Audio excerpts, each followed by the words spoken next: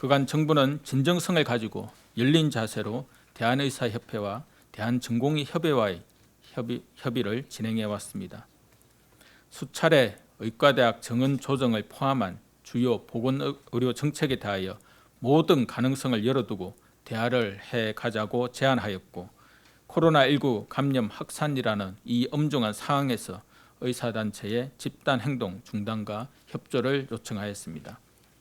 이에 더해 정부는 의과대학 정원 확대와 공공의대 신설에 대하여 어떠한 전제 조건도 없이 코로나19 상황이 안정된 이후 의료계와 함께 논의하여 추진해 나가겠다고 발표한 바도 있습니다.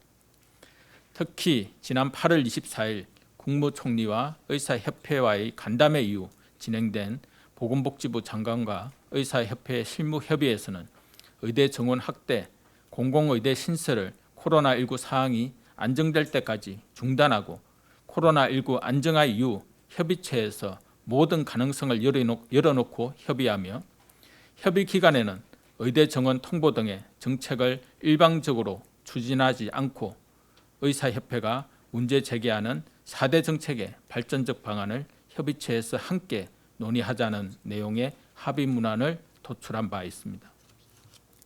당시 의사협회는 전공의 협의회와 협의할 시간을 요청하였으나 전공의 협의회는 합의 문안을 거부하고 집단 휴진을 강행하기로 결정하였습니다.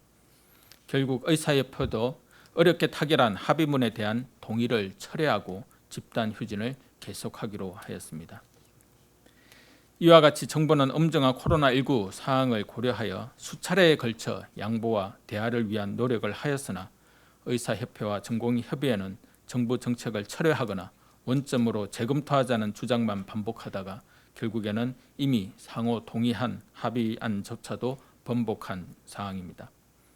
또한 국민의 생명과 안전을 위협하는 집단 휴진을 강행하였습니다.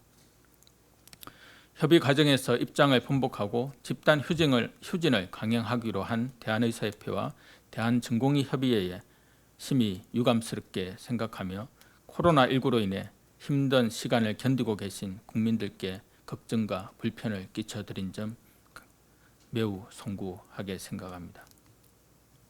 정부는 오늘 8시를 기하여 수도권 소재 수련병원의 전공의와 전임의를 대상으로 즉시 환자 진료에 복귀하라는 포괄적 업무 개시 명령을 발동하였습니다.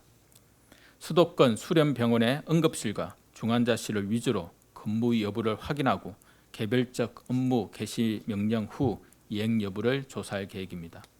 이후 수도권의 수술, 분만, 투석실과 비수도권 지역까지 개별적 업무 개시 명령을 단계적으로 확대할 계획입니다.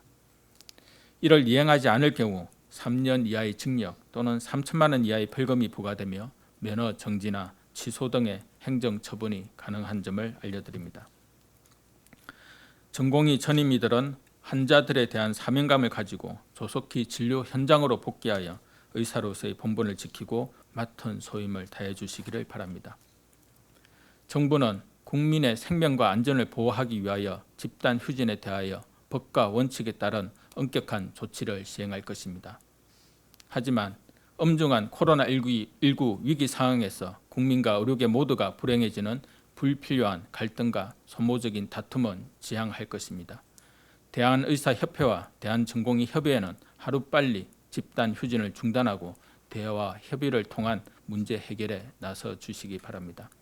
정부는 의료계와 지속적으로 대화할 것이며 국민의 걱정과 불편을 해소시키기 위한 모든 가능한 노력을 다할 것입니다.